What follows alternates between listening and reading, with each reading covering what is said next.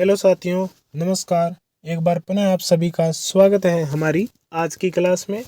और आज की क्लास में हम राजस्थान के जो प्रमुख स्वतंत्रता सेनानी हुए हैं, प्रमुख क्रांतिकारी या आंदोलनकारी हुए हैं, उनसे संबंधित जो महत्वपूर्ण प्रश्न अब तक के जो एग्जाम में पूछे गए थे उन पर चर्चा करेंगे।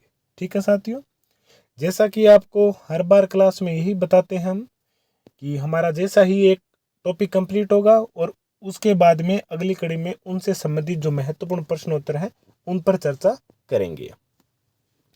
ठीक है, आज की क्लास में आपके 4 फायदे होंगे।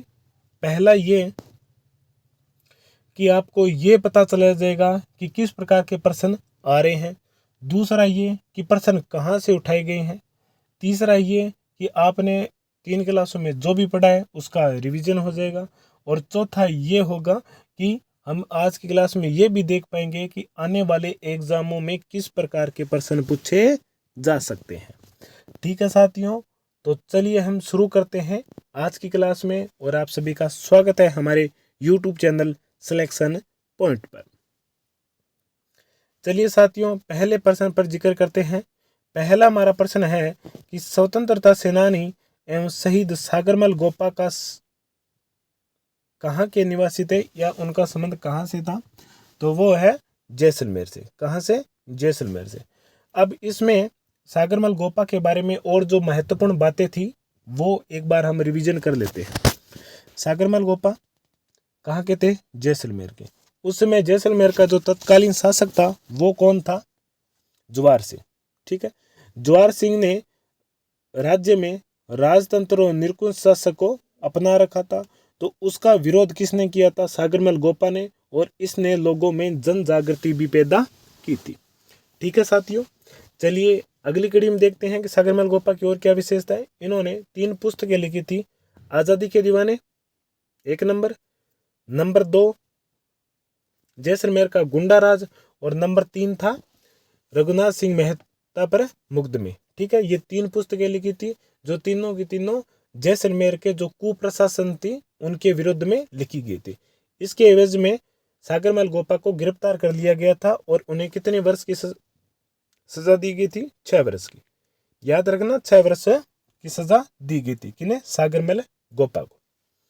परंतु इन्हें गिरफ्तार मई 1941 में किया गया था, परंतु इनकी रिहाई से ठीक कुछ समय पहले ही इन्हें जेल में केरोसिन डाल करके जिंदा जला दिया गया था। ठीक है, और जिससे इनकी 4 अप्रैल 1946 को अस्पताल में इनका निधन हो गया था। ठीक है, ये थे सागरमल गोपा। संबंध किस रियासत से है? तो जैसलमेर से। अब सागरमल गोपा के बारे में और सभी बातें देख ली हैं, तो इनमें से कोई ना कोई एक बात हो सकता है कि अगले एग्जाम में जो स्वतंत्रता सेनानी से संबंधित टॉपिक है उसमें पूछा जा सकता है। ठीक है, चलिए अगले पॉइंट पर चलते हैं। अगला हमारा प्रश्न है कि राजस्थान सरकार के द्वारा प्रकाशित पुस्तक कौन सी है जिसमें राज्य के स्वतंत्रता सेनानियों की कीर्ति कथाएं हैं। यानी कि उस पुस्तक का आपको नाम बताना है जो राजस्थान सरकार के द्वारा प्रकाशित है। मूल रूप से उसकी जो प्रकाशन है वो हिंदी ग्रंथ अकादमी के है, परंतु उसे मान्यता राजस्थान सरकार ने दे रखी है। और इसमें राजस्थान के जो प्रमुख स्वतंत्रता सेनानी हुए हैं उनकी जो देश में और राज्य की स्वतंत्रता के लिए जो बलिदान दिए गए हैं, जो यातना सही गई है, उनके बारे में जानकारी दी गई है। तो उस पुस्तक का नाम है देश के दीवाने। ठीक है, वैसे तो ये इतना ज़्यादा महत्वपूर्ण प्रश्न है नहीं, क्योंकि ये प्रश्न जिस भर्ती में आया था वो राजस्थान लेवल की नहीं थी, सेंट्रल लेवल की थी। यूपीएससी से संबंधित कोई एग्जाम था उसमें पूछा गया था। परंतु मुझे थोड़ा लगा कि हो सकता है कि एग्जाम में पूछा जाए, तो आपके सामने इसे लेकर आया था। ठीक है, तो यहाँ पर 1 नंबर इसका राइट आंसर रहेगा, देश के दीवाने। ठीक है, चलिए अगले प्रश्न पर चलते हैं। अगला हमारा प्रश्न है सागरमल गोपा से संबंधित है।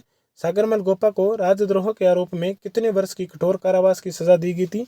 जैसा कि अभी बताया था 1941 से 47 तक, यानी कि 6 वर्ष की। और ठीक उससे कुछ समय पहले अप्रैल 1946 में उन्हें जिंदा जला दिया गया था। ठीक है, चलिए अगले प्रश्न पर चलते हैं। अगला हमारा प्रश्न है कि प्रजामंडल आंदोलन के दौरान जोधपुर जेल में अव्यवस्था एवं अन्याय के विरुद्ध भूख हड़ताल करने के कारण स्वास्थ्य खराब हो जाने से 19 जून 1942 को किस स्वतंत्रता सेनानी की मृत्यु हो गई थी? ठीक है, अब इनके बारे में देखते हैं। जोधपुर प्रजामंडल में एक ऐसा व्यक्ति था जिसका नाम है बाल मुकुंद बिस्सा, जिसे राजस्थान का जतिन दास भी कहा जाता है। क्यों कहा जाता है उसके बारे में भी हम बताएंगे। बाल मुकुंद बिस्सा ने 1942 में जब जयनारायण व्यास के नेतृत्व में प्रजामंडल आंदोलन हुए थे, उस समय बाल मुकुंद बिस्सा को गिरफ्तार कर लिया गया था और उन्होंने जेल में भूख हड़ताल प्रारंभ कर दी थी, जिससे 19 जून को इनकी अस्पताल में मृत्यु हो गई थी। ठीक है, अस्पताल में इसलिए मृत्यु हो गई थी क्योंकि उन्हें क्या है कि जब स्वास्थ्य बिगड़ा था इनका भूख हड़ताल से, तो उन्हें अस्पताल में भर्ती करवाया गया था और उसी दौरान उनकी मृत्यु हो गई थी। ठीक है, अब इन्हें राजस्थान का जतिन दास क्यों कहा जाता है? जतिन दास एक वो क्रांतिकारी थे जिन्होंने राजनीतिक कैदियों के साथ जो दुर्व्यवहार किया जाता था, अमानवीय यातनाएं की जाती थी, उनके विरोध में लाहौर जेल में भूख हड़ताल की थी, लगभग 63 दिन तक की थी और उसी भूख हड़ताल में उनका निधन हो गया था। ठीक है, तो इसी प्रकार बाल मुकुंद बिस्सा का भी भूख हड़ताल करते हुए निधन हुआ था, इसलिए इन्हें राजस्थान का जतिन दास कहा जाता है। ठीक है, बाल मुकुंद बिस्सा। ठीक है, भंवरलाल सराफ का संबंध मेवाड़ प्रजामंडल से है। आनंदमल सुराणा, ठीक है, इनका संबंध है जोधपुर प्रजामंडल से। चलिए अगले प्रश्न पर चलते हैं। राजस्थान के लोहा पुरुष के नाम से किसे जाना जाता है? जिस प्रकार सरदार वल्लभ भाई पटेल को भारत का लोहा पुरुष कहा जाता है, उसी प्रकार दामोदर दास राठी, जो कि मूलत कहाँ के थे? पोखरण के थे, इन्हें राजस्थान का मूल पुरुष है, लोहा पुरुष कहा जाता है। क्यों कहा जाता है? क्योंकि ये एक पत्रकार थे और इन्होंने आर्थिक सहायता की थी किनकी? जो राजस्थान के प्रमुख राजनीतिक क्रांतिकारियों हैं उन सभी की। ठीक है, तो इसलिए इनको राजस्थान के लोहे पुरुष की उपाधि दी गई थी। किन्हें? दामोदर दास राठी को। और इसके अलावा इन्हें होम रूल आंदोलन में भी महत्वपूर्ण भूमिका निभाई थी। चलिए अगले प्रश्न पर चलते हैं। अगला हमारा प्रश्न है कि राजस्थान के किस क्रांतिकारी को तिहाड़ जेल में गिरफ्तार किया गया था? जैसा कि मैंने आपको बताया था कि जेल से संबंधित भी प्रश्न पूछे जा सकते हैं और ये वो प्रश्न है जो आया हुआ है। ठीक है, तिहाड़ जेल में। अब इन कई बार क्या होता है कि हमने तिहाड़ जेल के बारे में नहीं पढ़ा था। ठीक है, तो इस प्रकार के प्रश्न को आपको किस प्रकार हल करना है, क्योंकि बाकी चीज हमारी देखो, कोई भी स्टूडेंट होता है, कोई भी टीचर होता है, अध्यापक है, चाहे उसका 100% नहीं क्लियर होता है, वो क्या करता है, उसका 70, 75 या 80% तक तैयार होता है और उससे जो 10% अधिक है वो अपने विवेक से करता है। वो किस प्रकार करता है, यहाँ पर ऑप्शन से हम देखेंगे। जिस प्रकार मैथ में हम मैथ से संबंधित कुछ प्रश्न आते हैं तो मैं ऑप्शन उठा कर देखते हैं ना, उसी प्रकार इस प्रकार के प्रश्नों में हमें हल ढूंढना होता है। अर्जुन लाल सेठी को कौन सी जेल में बंद किया गया था? वेलूर जेल में। गोपाल सिंह खरवा को टोडगढ़ जेल में बंद किया गया था। टोडगढ़ किले में नजर बंद किया गया था, जेल में नहीं। ठीक है, एक बार इनको छोड़ते हैं। बाकी तिहाड़ जेल में इनको गिरफ्तार किया गया था या नहीं, इनके बारे में हमें पता नहीं है। केसरी सिंह बारट हजारीबाग जेल में। प्रताप सिंह बारट कौन सी जेल में? बरेली के जेल में। ठीक है, तो इन तीनों के बारे में तो हमें पता है, गोपाल सिंह खरवा के बारे में हमें नहीं पता है। तो यहाँ पर जो हमारा राइट आंसर रहेगा वो है गोपाल सिंह खरवा, जो अजमेर के खरवा ठिकाने गए थे और राजस्थान में जो सशस्त्र क्रांति होनी थी उसमें इनका महन योगदान था। ठीक है, गोपाल सिंह खरवा को कौन सी जेल में बंदी बनाया गया था? तिहाड़ जेल में। याद रखना, छठे का हमारा 2 नंबर आंसर है वो राइट रहेगा। ठीक है, चलिए अगले प्रश्न पर चलते हैं। अगला हमारा प्रश्न है कि राजस्थान में राजनीतिक चेतना को सर्वप्रथम जन्म देने वाले कौन थे? ये भी हमने क्लास में किया था और मैंने इसे मोस्ट इंपोर्टेंट करते हुए आपको बताया था कि आप इसे विशेष रूप से ध्यान में रखना कि राजस्थान में राजनीतिक चेतना की जो अलग जगाने वाले थे, जिस प्रकार जो हमारे कला संस्कृति से संबंधित हमारा जो क्लासें आएगी उसमें हम पढ़ेंगे संत दन्ना, जिन्होंने धार्मिक आंदोलन की चेतना जागृत की, अलग जगह थी। उसी प्रकार अर्जुन लाल सेठी थे जिन्होंने राजस्थान में राजनीतिक चेतना को सर्वप्रथम जन्म दिया था। ठीक है, कौन थे? अर्जुनलाल सेठी। अर्जुनलाल सेठी जयपुर के थे। जैन शिक्षा प्रचारक समिति की स्थापना की थी और उनके तत्वाधान में वर्धमान विद्यालय, वर्धमान पुस्तकालय, वर्धमान छात्रावास, जहाँ पर सभी क्रांतिकारियों को प्रशिक्षण दिया जाता था। इसके अलावा जैन शिक्षा सोसाइटी की भी स्थापना की थी अर्जुनलाल सेठी। और अर्जुनलाल सेठी वही है जिन्हें जयपुर के तत्कालीन शासक स्वाई माधो सिंह द्वितीय के द्वारा प्रधानमंत्री पद का प्रलोभन देने पर भी उन्होंने यह कहते ठुकरा दिया था कि अगर अर्जुनलाल सेठी देश की नौकरी करेगा तो इन अंग्रेजों को देश से बाहर कौन निकालेगा, इस देश को आज़ाद कौन करवाएगा। और अर्जुनलाल सेठी के बारे में आप इतना तक जान लो कि अर्जुनलाल सेठी इतने महान थे कि उनसे जब महात्मा गांधी अजमेर आए थे तो वो उनके निवास स्थान पर गए थे अर्जुनलाल सेठी से मिलने के लिए। ठीक है, सेठ दामोदर दास के बारे में बता दिया, इन्हें राजस्थान का लोहा पुरुष कहा जाता है। विजय सिंह पथिक, मूल नाम भूप सिंह, बुलंदशहर यूपी के थे। राजस्थान में जो सशस्त्र क्रांति हुई थी उस समय विजय सिंह पथिक को भेजा गया था रास बिहारी बोस के द्वारा। किसके पास? गोपाल सिंह खरवा के पास। चलिए अगले प्रश्न पर चलते हैं। राजस्थान के किस क्रांतिकारी की बरेली के जेल में अमानुषिक यातनाओं के कारण मृत्यु हो गई थी? ठीक है, यानी कि अमानवीय यातना दी गई थी बरेली जेल में। वो थे प्रताप सिंह बारठ, केसरी सिंह बारठ के पुत्र प्रताप सिंह बारठ, जिनका अप्रैल 1918 में बरेली के जेल में ही निधन हो गया था। ठीक है, इन्हें अमानवीय रूप से बहुत ज़्यादा कठोर यातनाएं दी गई थी और उन्हीं यातनाओं के कारण उनका निधन हुआ था। और कमिंटन थे जो उस समय जेल के प्रभारी, उन्होंने कहा था कि मैंने प्रताप सिंह बारठ जैसा युवक नहीं देखा है। ठीक है, प्रताप सिंह बारठ है, इनका संबंध बरेली जेल से। केसरी सिंह बारठ है हजारीबाग, विजय सिंह पथिक टोडगढ़, अर्जुनलाल सेठी वेल्लोर जेल। ठीक है, चलिए अगले प्रश्न पर चलते हैं। अगला हमारा प्रश्न है कि स्वतंत्रता सेनानी प्रताप सिंह बारठ की जन्म स्थली कौन सी है? तो वो है शाहपुरा। शाहपुरा में देवपुरा है। ठीक है, प्रताप सिंह की और केसरी सिंह बारठ दोनों की शाहपुरा के हैं ये। और केसरी सिंह बारठ वो व्यक्ति था जिनका पूरा का परिवार है देश की आज़ादी के लिए अपने प्राणों को न्यौछावर किया था। ठीक है, चलिए अगले प्रश्न पर चलते हैं। अगला हमारा प्रश्न है कि निम्नलिखित में से किसके द्वारा वीर भारत सभा का गठन किया गया था? तो सन मैं बता देता हूँ 1910 में।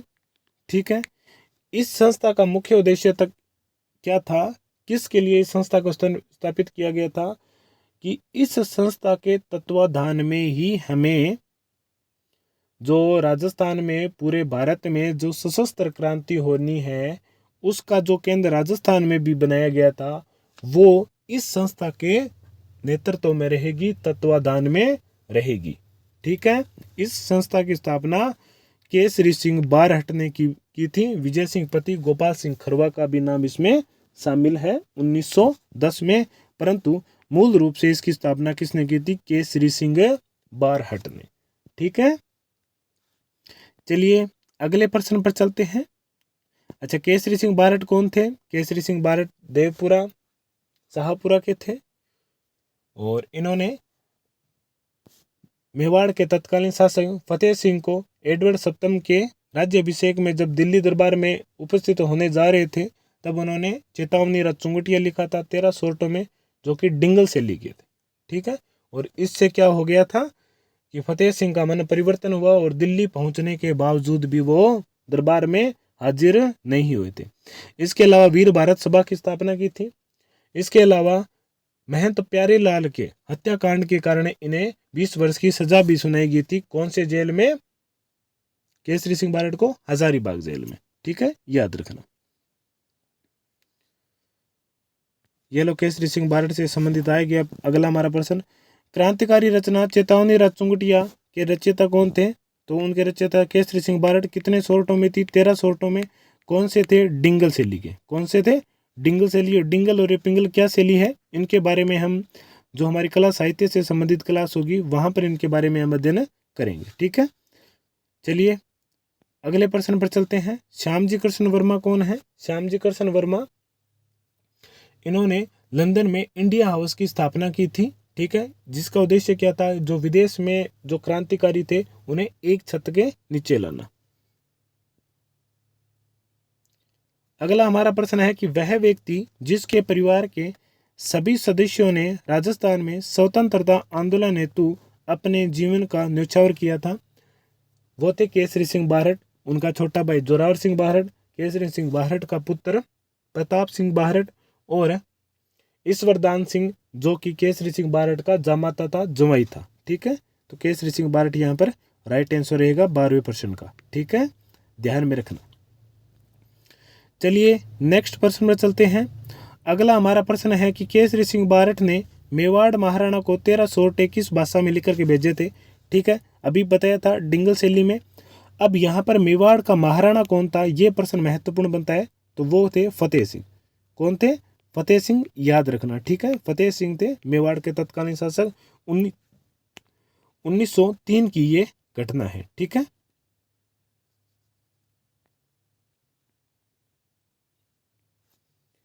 चलिए नेक्स्ट प्रश्न पर चलते हैं। अगला हमारा प्रश्न है कि इंग्लैंड में इंडिया हाउस की स्थापना किसने की थी? अभी बताया था, किसने? श्यामजी कृष्ण वर्मा के द्वारा की गई थी। ये देख लो, आप ज़्यादातर प्रश्न कहाँ से उठाएंगे?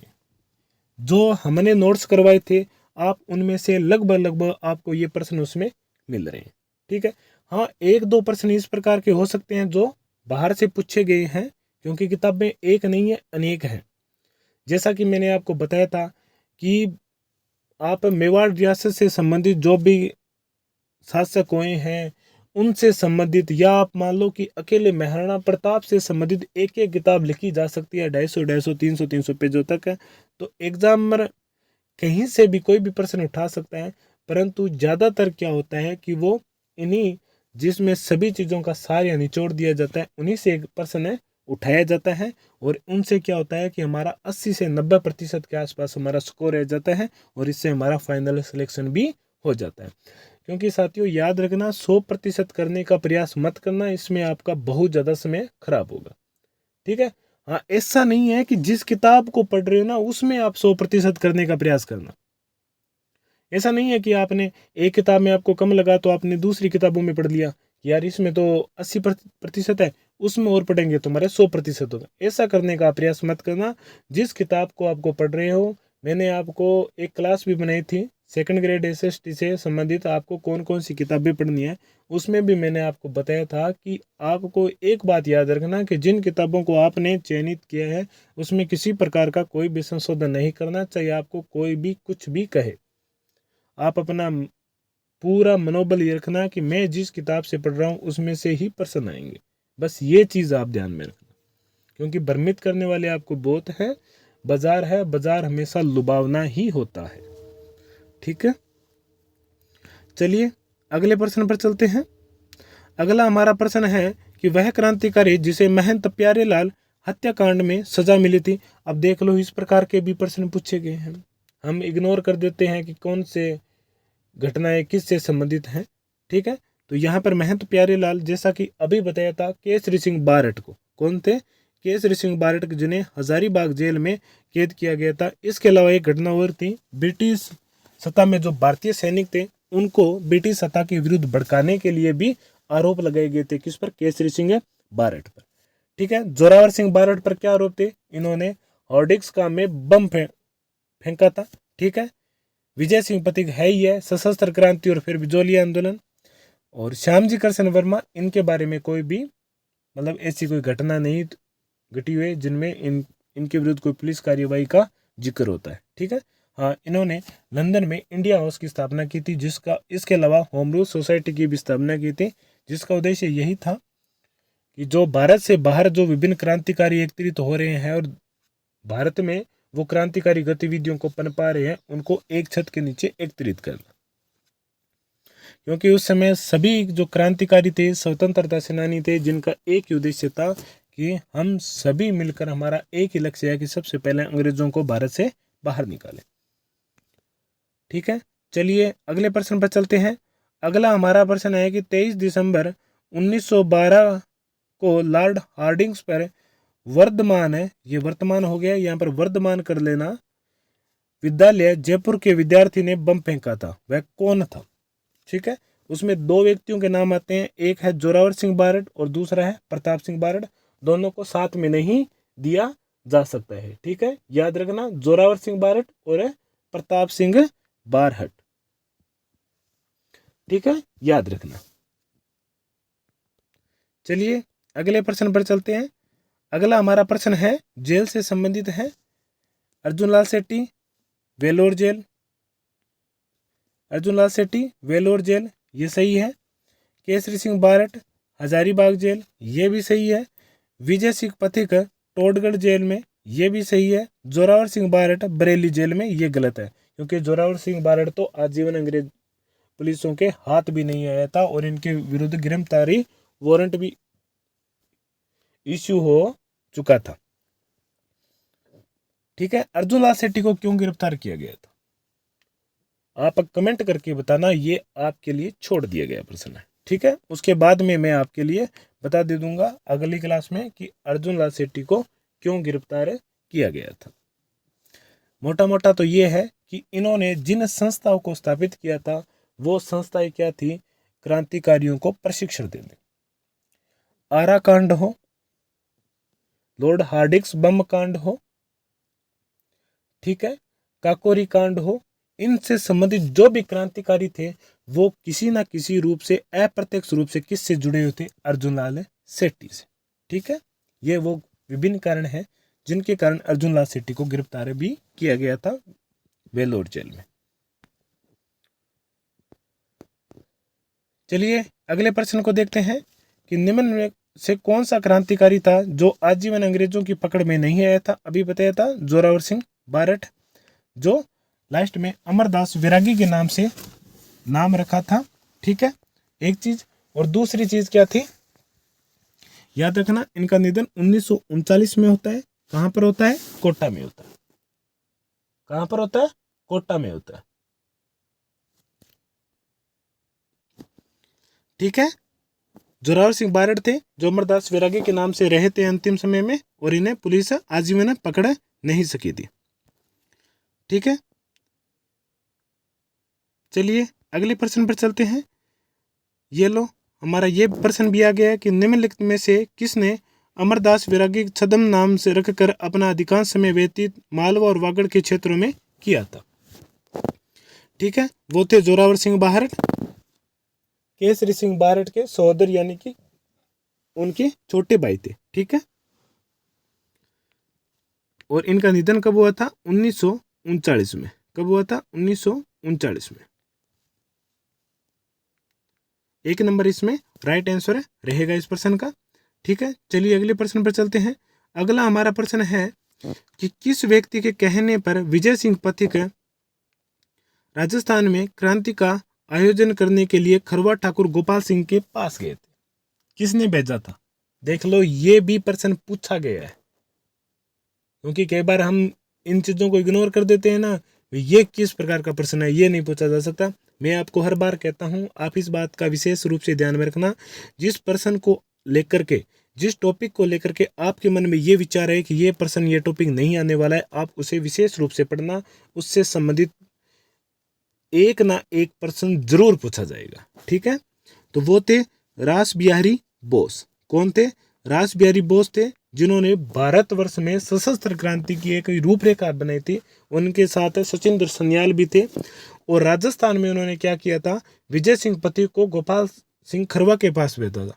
खरवा के ठाकुर गोपाल सिंह के पास भेजा था, और केसरी सिंह बारड भी इनके सहयोगी थे। ठीक है, चलिए अगले प्रश्न पर चलते हैं। अगला हमारा प्रश्न है कि उपरमाल पंच बोर्ड का गठन किसने किया था? वो कौन थे क्रांतिकारी? उपरमाल पंच बोर्ड की स्थापना किसने की थी?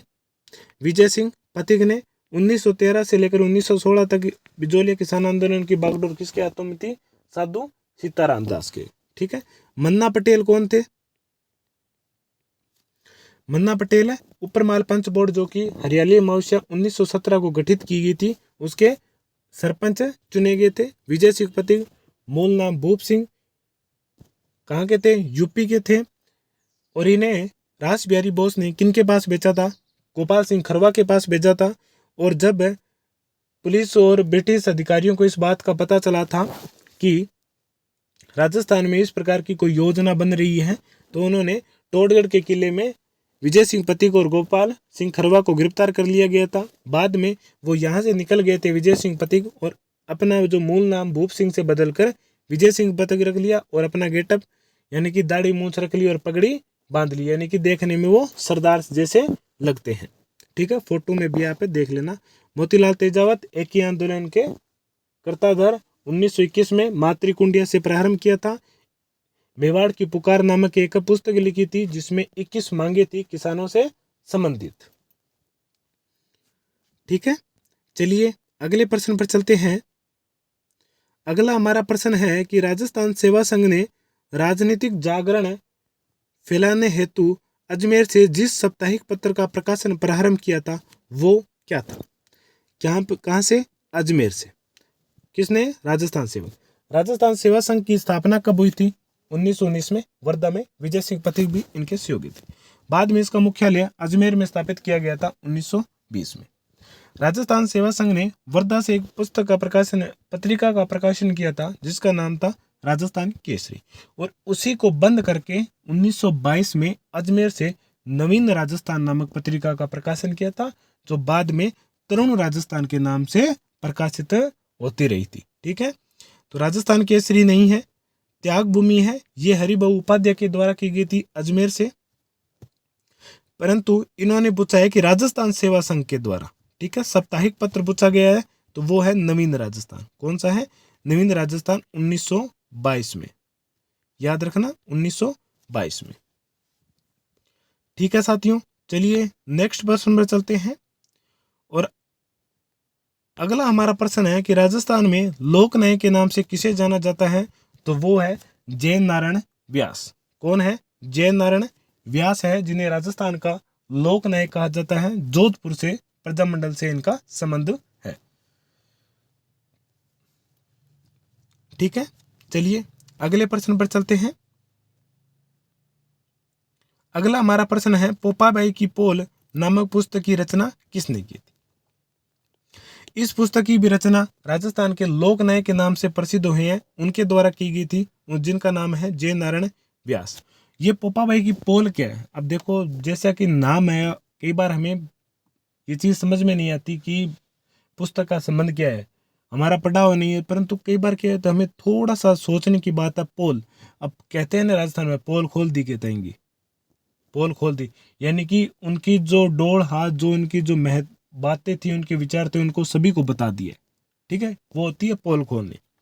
तो यहाँ पर क्या हुआ था कि जोधपुर शासक के द्वारा जो राजतंत्र और निरंकुश प्रशासनिक व्यवस्था थी, उनके बारे में और उनके कुप्रशासन के बारे में लोगों को अवगत कराने के लिए इस पोपाबाई की पोल पुस्तक की रचना की गई थी। किसके द्वारा? जैन नारायण व्यास के द्वारा। ये उसी प्रकार की रचना है जिस प्रकार की रचना आज़ादी की दीवाने, जैसलमेर के गुंडा राज और रघुनाथ सिंह के मेहता के मुक्त में जैसी पुस्तकों की रचना सागरमल गोपा ने की थी, उसी प्रकार जैन नारायण व्यास ने भी पोपाबाई की पोल लिखी थी, जिसमें जोधपुर शासक के जो कुप्रशासन था उनको प्रकाशित किया गया था। ठीक है, याद रखना।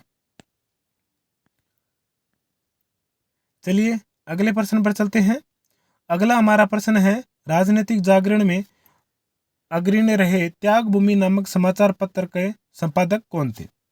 ठीक है, अब यहाँ पर कुछ प्रश्न ऐसे आ रहे हैं जो हमने हमारी क्लास में नहीं किए थे। ठीक है, परंतु ये प्रश्न भी आपको मिलेंगे, इनके बारे में भी आपको सभी चीजें मिलेंगी, एक क्लास में ही मिलेगी, जहाँ पर इन सभी मासिक पत्रिकाओं, हिंदी, राजस्थानी भाषा, इन सभी के बारे में हमें जानकारी मिलेगी। वो हमारी जो जन जागृति से संबंधित जो हमारी नेक्स्ट क्लास रहेगी, उसमें हम इनको वहां पर कंप्लीट करेंगे। इस क्लास में सिर्फ मैंने व्यक्तिगत क्रांतिकारी थे उनके बारे में बताया था, और मैंने बताया भी था कि जो चीज़ें हमारी इनमें शेष रह जाएगी वो हम जन जागृति और प्रजामंडल आंदोलन अभी हमें और करने हैं, वहां पर इनको हम कंप्लीट करेंगे।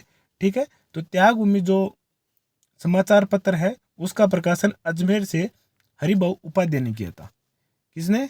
हरिभाऊ उपाध्याय ने। कहाँ से? अजमेर से किया था। ठीक है, याद रखना।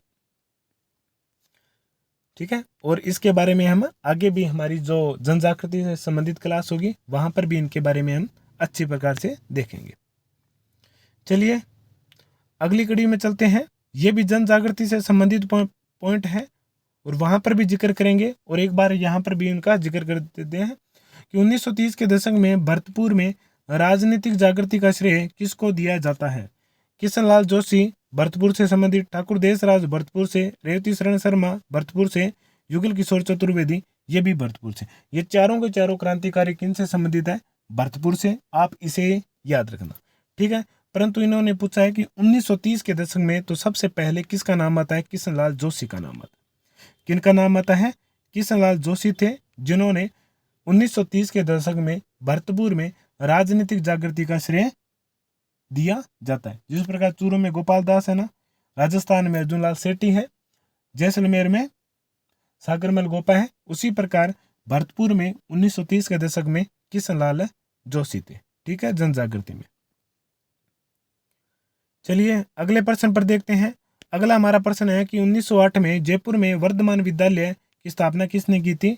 ये जैन शिक्षा प्रचारक समिति थी, उसके तत्वाधान में स्थापित थे वर्धमान विद्यालय, वर्धमान पुस्तकालय और वर्धमान छात्रावास।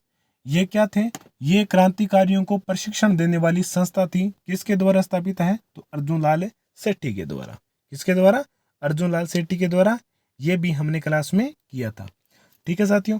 और अगर हाँ आप हमारी क्लास को पहली बार देख रहे हो तो आप इनसे संबंधित जो थ्योरिकल हमने क्लासें कराई है वहां आप जाकर उन्हें एक बार अवश्य देखना। वहां पर बड़े ही विस्तार से हर एक को बताया गया है, ठीक है। और परीक्षा के जो दृष्टि से महत्वपूर्ण बिंदु है उनको भी पढ़ाया गया है, ठीक है साथियों। चलिए शुरू अगले प्रश्न पर चलते हैं। अगला हमारा प्रश्न है कि जीवन कुटीर के गीत निम्नलिखित में से किसके द्वारा लिखे गए थे? अब जीवन कुटीर क्या थी? निवाई टोंक में एक वनस्थली विद्यापीठ की स्थापना की गई थी। किसके द्वारा? हीरालाल शास्त्री के द्वारा।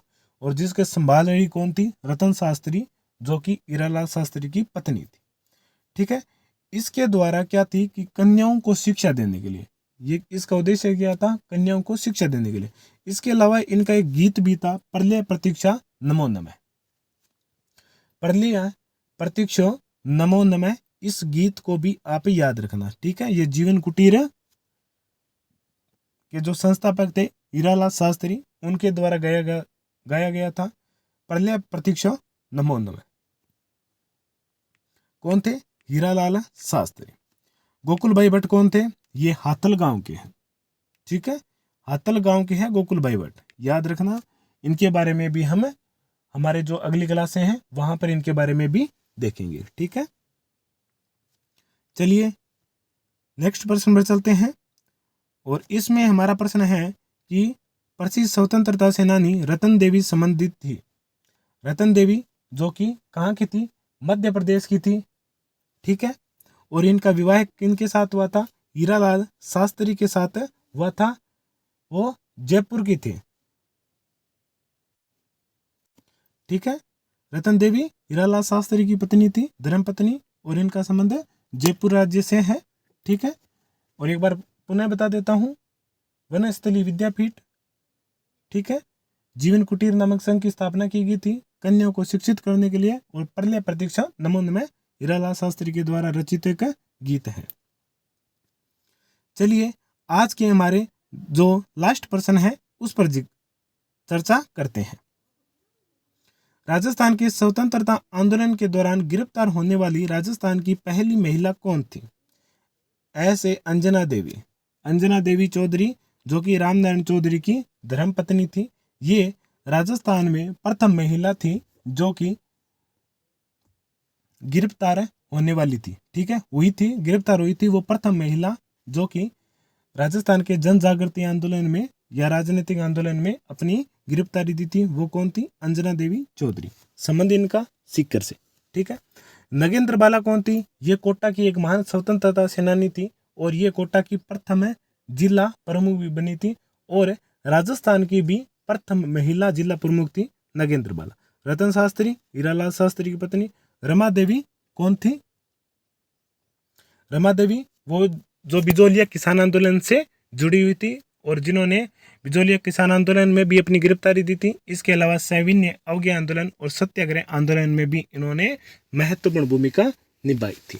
ठीक है, ठीक है साथियों, ये थी हमारी आज की क्लास।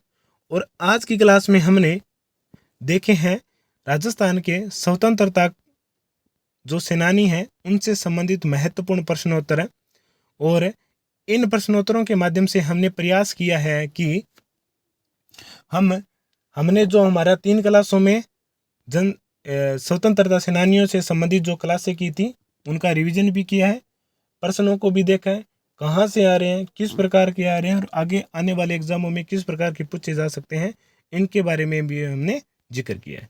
ठीक है साथियों, तो यहाँ पर हमारी जो राजस्थान के स्वतंत्रता सेनानियों से संबंधित जो क्लासें थी वो भी हमारी यहाँ पर कंप्लीट होती हैं। अब हमारे जो 3 टॉपिक शेष रह गए हैं, राजस्थान में जन जागृति, प्रजामंडल और राजस्थान का एकीकरण, वो भी हम जल्द से जल्द पूरा करने का प्रयास करेंगे। ठीक है साथियों, तो मिलते हैं हमारी अगली क्लास में। और हाँ, हमारे YouTube चैनल सिलेक्शन पॉइंट को सब्सक्राइब करना ना भूलिए, लाइक भी कीजिए, कमेंट कीजिए और ज़्यादा से ज़्यादा इसे शेयर कीजिए। ठीक है साथियों, मिलते हैं अगली क्लास में। जय हिंद, जय भारत।